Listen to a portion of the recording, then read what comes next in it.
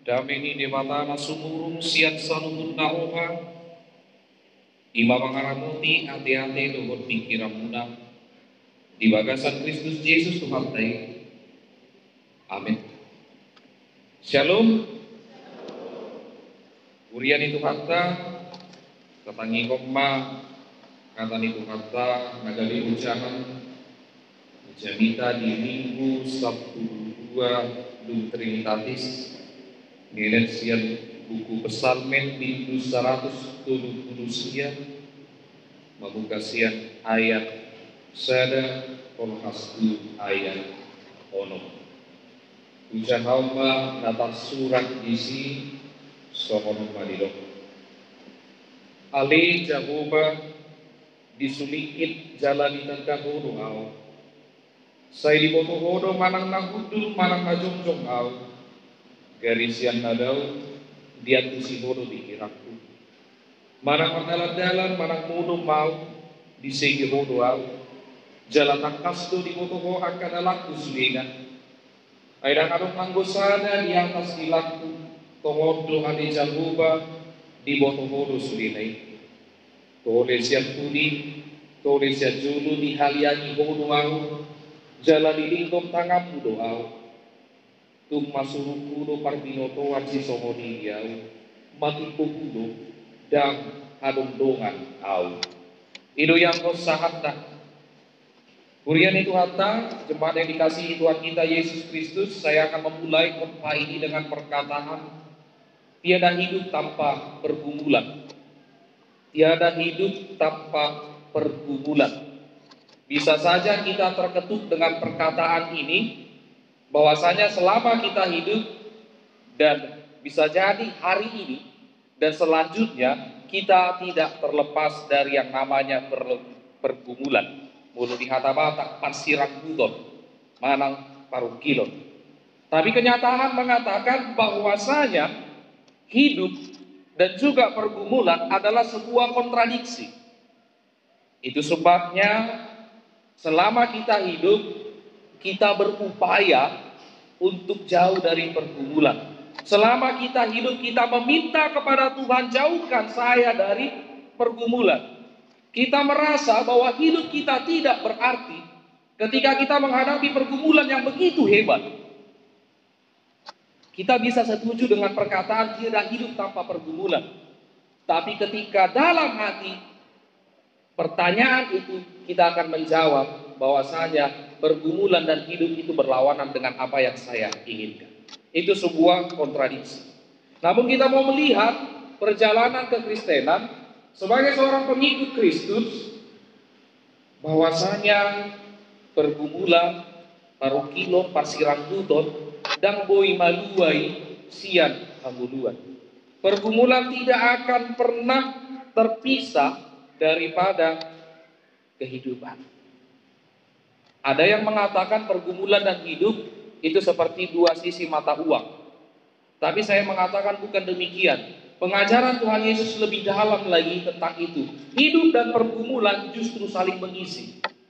Mereka tidak berada di tempat yang berbeda, tapi berada di tempat yang sama. Inilah kehidupan secara teologis. Kehidupan bagaimana hubungan manusia kepada Tuhan dan bagaimana hubungan kita kepada sesama ciptaan Tuhan. Saling mengisi di dalam pergumulan.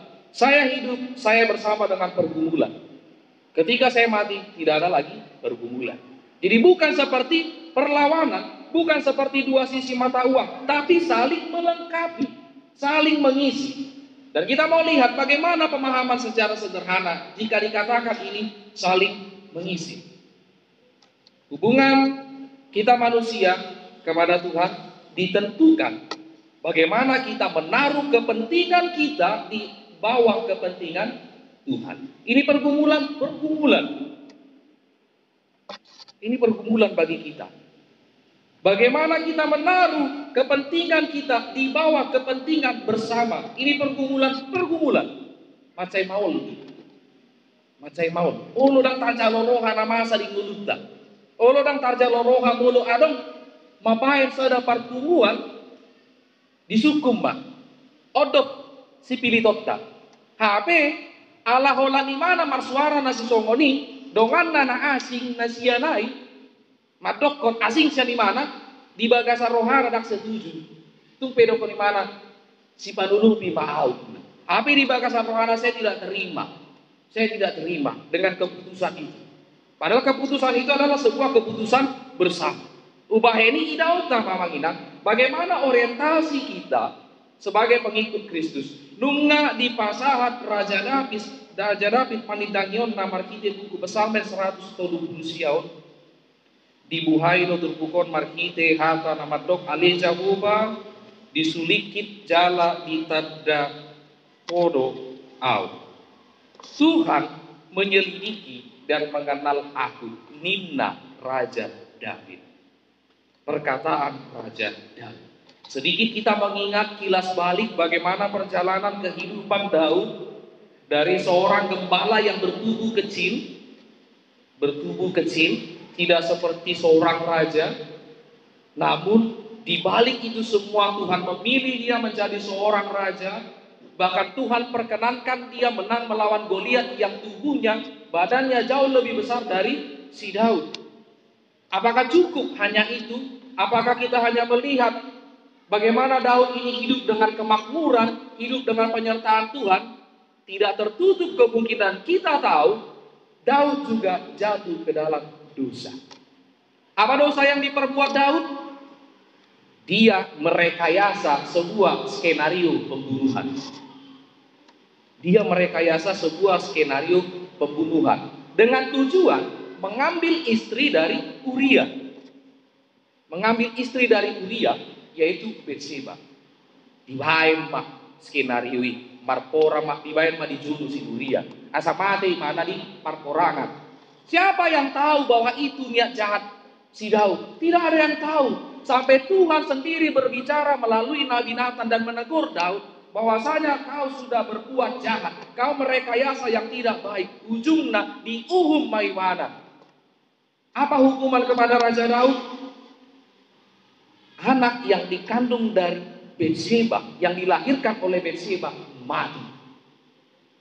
Dan itu diputus ketika Salomo lahir dari rahim Betseba. Inilah dinamika kehidupan, bahkan sekelas Daud saja dia jatuh ke dalam dosa, lama kita dia kamangina. Si David pengasomo ini lama kita. Noai, marhide turbuko. Kita mau diarahkan bagaimana kita di hadapan Tuhan dan bagaimana Tuhan di hadapan ciptaannya. Ubah ini ubah ma 2 poin lawan murah kita mangatusi turbuko. Na parjulu sikop do Tuhani manat dan kita. Tuhan mengenal kita dengan sempurna. Seperti pengantar yang saya katakan tadi, tiada hidup tanpa pergumulan, hidup puluh tahun. Saya yakin di antara kita, mungkin tidak semua, tapi kita membawa pergumulan masing-masing pada hari ini. Baik itu pergumulan yang disebabkan oleh suami kita, atau istri kita, atau anak-anak kita, atau orang tua kita, atau faktor perekonomian, atau faktor keuangan, atau faktor perkuliahan, dan lain sebagainya. Dan sada pergumulan nama sanuai, lagi trending topik, pemerintah mengumumkan kenaikan bahan bakar minyak. Bahkan kira nakona prank dong warga negara Indonesia. Isu di dok tanggal 1 September dok nakok BBM. Tanggal 30 sada ngasuh mengantri mengisi BBM. Abeto kuma saat tanggal sada na turun do BBM. Siang set, Pertamina Dex dan Dexlite turun. Bangga santai be, sudah dulu. Abeto kuma tanggal 2 September jam 1 siang diumumkan bahwasanya BBM subsidi naik. Ini pergumulan. Nunga tak antisipasi, nunga kodang coba mengantisipasi, abet tong dok, ona prank. Pergumulan. Sebentar lagi kita akan melihat bagaimana riak-riak dari kenaikan BBM ini. Disinilah pergumulan kita, dan kita bertanya kepada diri kita bertanya kepada Tuhan, kita bertanya kepada orang lain, bagaimana yang harus saya lakukan ketika pergumulan itu datang kepada diri saya. Saya mau mengatakan Bapak Ibu, Pergumulan terjadi oleh karena satu hal. Apa itu? Pertentangan. Mengapa orang bergumul? Karena ada yang bertentangan di dalam dirinya. Lalu apa yang bertentangan? Ekspektasi dan kenyataan. Keinginan dan kenyataan. Kita ingin hidup sejahtera. Kita ingin hidup harmonis. Kita ingin rumah tangga kita jauh dari keributan. Kita ingin anak-anak kita semua menjadi anak-anak yang baik, yang cerdas. Kita juga ingin orang tua kita sehat selalu. Kita ingin perkuliahan kita selesai dengan waktu yang tepat dan mendapat nilai yang baik. Kita ingin selesai kuliah langsung mendapatkan pekerjaan. Kita menginginkan pada masa muda ini saya menemukan sosok calon pasangan hidup saya. Itulah keinginan. Tapi kenyataan belum tentu sama dengan keinginan kita. Itulah pergumulan. Karena ada pertentangan, karena ada keinginan diperhadapkan dengan kenyataan itu. Oleh sebab itu, bagaimana Raja Daud membuat suatu contoh teladan kepada kita untuk mengatasi pergumulan. Mengubah fokus kita. Mengubah fokus kita dari diri kita kepada Tuhan. Mengubah yang selama ini fokus ketika kita bekerja adalah diri kita, ketika kita kuliah diri kita, ketika kita bertumbuh diri kita yang menjadi fokus. Daud merubah itu, fokusnya menjadi kepada Tuhan. Inilah yang dikatakan pengalihan pikiran. Jalatan surat doi di ayat 21 ayat 2. Saya dibotohoro manang nagundul manang najongjong au. Garis yang nadau dia tusi horo pikiran. Manang mardalan-dalan manang muduh au. Daud tahu bahwa ketika dia duduk atau ketika dia berdiri, Tuhan tahu apa yang dipikirkan oleh Daud. Dakona tu si David dohot tu hita. Sonari pehita hudul di gereja di boto Tuhani doa ada pikiran dah. Manang pikiran naasi, manang arung dope na marsigorgor di bagasan rohat tahun, manang arung na makilala halihulon di bagasan rohana, manang arung dope di kita na khawatir buhana ma Tuhan tahu itu. Baik ketika kita berdoa atau bahkan ketika kita seolah-olah tidak melakukan sesuatu, Tuhan tahu itu. Kehidupan manusia tidak pernah luput dari Tuhan. Oleh sebab itu, Dia mengasurungan nasoko kita kasih di Kristus. Apakah kita diakui sebagai pengikut Kristus oleh karena kepandaian kita, oleh karena kelebihan kita, keahlian kita, kebaikan kita, prestasi kita, dan hal-hal yang baik saja? Tidak. Tuhan tahu apa yang menjadi kelemahan kita. Tuhan tahu apa yang menjadi kekurangan kita. Tuhan tahu ketika kita merasa bersalah, merasa berdosa. Tuhan tahu itu. Dan jangan tutupi itu di hadapan Tuhan. Akui di hadapan Tuhan. Mulumailah kita manopoti manang mengakui kesalahan kita kepada keluarga atau kepada saudara-saudari kita. Akuilah di hadapan Tuhan. Undang mailah kita. Kita mengakui segala dosa dan kekurangan kita di hadapan Tuhan. Dan sangat jelas di ayat 3b dikatakan di segehodoal jalatakas do di botong waka dalam kusudina. Ini satu kalimat yang menarik. Kalau di Alkitab bahasa Indonesia langsung dibuat kesimpulan segala jalanku kau maklumi. Tapi saya sangat menarik dengan perkataan di segehodoal. Mulu dihita halak mata apalagi naborak siabuna pasogi. Bagas do pangatusiot di segi. Do hira sokot dia do. Di ayat. Hira rihit pasir di segi. Di ayat sampai pada akhirnya dapatlah yang murni, yang tidak ada batu, yang kualitasnya lebih baik. Artinya selama kita berjalan, selama kita hidup, Tuhan itu semakin memurnikan kita di segi rotongus kita. Di segi kita semakin dimurnikan. Pergumulan itu juga memurnikan kita. Yang kita dapatkan juga itu memurnikan kita. Sehingga ketika kita katakan diri kita menjadi pengikut Kristus, bukan lagi hanya sekedar ikut-ikutan, tapi betul-betul menjadi pengikut Kristus yang setia. Bahkan Gabi sisian kita di Portibion. Dan Inilah yang terjadi. Tuhan tahu apa yang terbaik untuk kita. Tuhan tahu tentang kita. Kalau kita meletakkan segala harapan, keinginan kita di bawah keinginan Tuhan, yakinkan diri kita. Sekarang saya sedang dibentuk oleh Tuhan. Sekarang saya sedang dimurnikan oleh Tuhan. Ingat hamuma amangina usukumba tuhida. Siapa di antara kita yang pernah merasakan bahwa dirinya disakiti oleh Tuhan Yesus? Ada belum? Naukia di bayi haji rohana si Tuhani, di bayi Tuhani haji rohana ada belum? Ada belum? Tidak ada. Itu satu alasan. Karena Tuhan Yesus tidak pernah menyakiti saya, untuk apa saya menyakiti dia? Ya sudah, saya tahu ketika saya menaruh pengharapan saya diri saya di hadapan Tuhan, saya tahu yang terbaik akan Tuhan berikan. Kekecewaan akan jauh dari dalam hidup saya. Imam nomor 2. Nomor 2, lanjutkan hidup kita bersama dengan Kristus. Lanjutkan hidup kita bersama dengan Kristus. Di ayat 4 hidup Airang-arang anggosada hata di atas dilaku tomodo ale jabuba di botohoro sudinya. Kita mau mengangkat adong di si hata nanggosada hata di atas dilaku. Sebelum lidahku mengeluarkan perkataan. Peribahasa di kita, negara kita, ada yang mengatakan mulutmu harimaumu. Kenapa ada peribahasa demikian?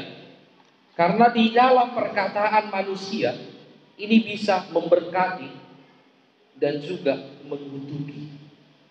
Perkataan manusia bisa memberkati dan bisa mengutuki. Bui dosol mama alani hatani sasalak bui. Bisa saja. Tapi bisakah karena perkataan seseorang nau marsahit posi ibana gabi lamar dugu gabi melunginap ibana siap parsaiton nak bui. Bisa. Itulah kata yang menjadi berkat dan kata yang menjadi kutuk. Ketika kita salah menggunakan perkataan kita, menyebabkan 2 hal, yaitu hajib miroha dohot hamatea. Ubah ini disomba lidok naking kadang-kadang nanggosara di atas dilak, sadahata di atas dilak, tomodo ale jahuba di botohurus dini. Sebelum kita mengeluarkan perkataan kita, Tuhan tahu yang ada di pikiran kita. Tuhan tahu apa yang ada dalam hati kita. Makanya di bodoh Tuhan itu ise dolma namar gelus, ise dolma namar tangi yang kolam nama ngidu nadong di rohana, ise halak na patupahot pasopahot tu de mata habe si paleset. Tuhan tahu itu. Sebelum kita mengeluarkan perkataan kita, Tuhan tahu yang di pikiran kita dan yang ada di dalam hati kita. Jalan itu di ayat 5. Tole siap kuning, tole siap jodoh di haliani hulu jalan di lingkup tangan hulu. Pertanyaan, ketika kita jatuh ke dalam dosa, di mana Tuhan? Ketika kita jatuh di dalam dosa, di mana Tuhan? Ada yang bisa menjawab? Ketika kita jatuh dalam dosa, di mana Tuhan? Ini dia loh. Ada yang bisa menjawab? Pernahkah kita membayangkan ketika saya terjatuh dalam dosa, dirataberik ke Tuhan di mana dia, kebi martabuni kita? Ingatlah kejatuhan manusia ke dalam dosa. Didiki mardosa dolma, laus disido lam dilului debatai bang. Ketika manusia jatuh ke dalam dosa, Tuhan bukan justru menjauh dari kita, justru dilului itu. Ini dia donya nakokon. Nong marsala imana habe gabi martabudi. Takola martabudi gabi margabus susai mana. Sebenarnya ketika kita jatuh ke dalam dosa, Tuhan itu langsung panggil, Tuhan datang kepada kita. Mohado, ududu baroha manang dao. Tetap Tuhan bertanya, tetap Tuhan datang kepada kita.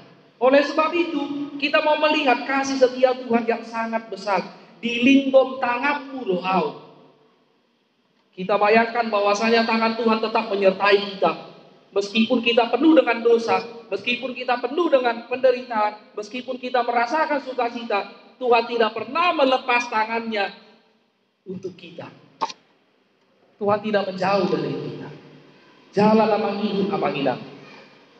Kalaupun sekarang kita masuk ke dalam masa-masa sulit, dalam angka menteri bengaidok koni, kita harus hati-hati dengan inflasi di negara kita, bahkan turbulensi di dalam bidang perekonomian dan keuangan.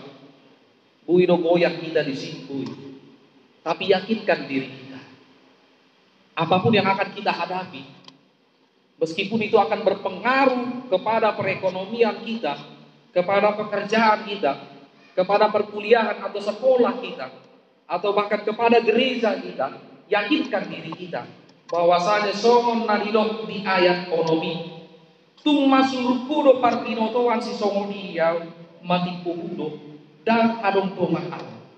Terlalu ajaib bagiku pengetahuan itu, terlalu tinggi, tidak sanggup aku mencapainya. Ketika kita menghadapi pertanyaan tentang hidup ini, kita tergoda untuk bertanya kepada Tuhan, Tuhan, mengapa Engkau membiarkan penderitaan hadir di dalam hidup saya? Ketika kita tergoda bertanya kepada Tuhan, Tuhan, mengapa Tuhan membiarkan penderitaan hadir dalam hidup saya?